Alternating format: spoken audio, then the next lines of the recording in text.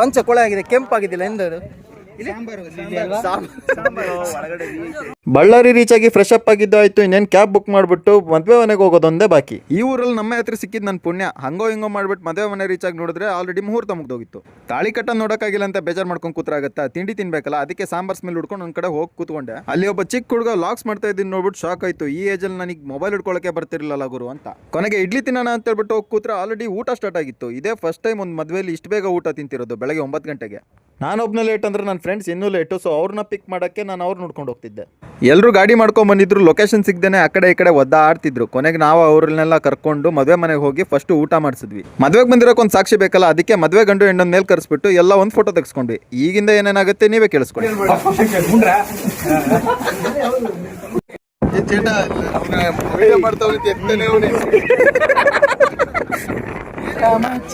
ಪಂಚ ಕೊಳೆ ಆಗಿದೆ, ಕೆಂಪಾಗಿದ್ದಿಲ್ಲ ಎಂದದು.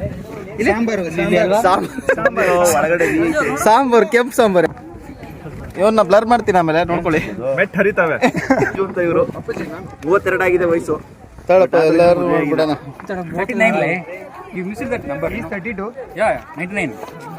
ಯಾರಾದ್ರೂ ಹೆಣ್ಣಿದ್ರೆ, ಯಾರಾದ್ರೂ ಹುಡುಗಿರಿದ್ರೆ ಪ್ಲೀಸ್ ಬಾಳ್ಕೊಡಿ. ಇವರು ಕಂಟೆಂಟ್ ಕ್ರಿಯೇಟರ್ ಅಂತೆ. Content creator. ನಿಮ್ಮ ಈ ಇನ್ಸ್ಟಾಗ್ರಾಮ್ ಐಡಿ ಹೇಳಿ ಸ್ವಾಮಿ.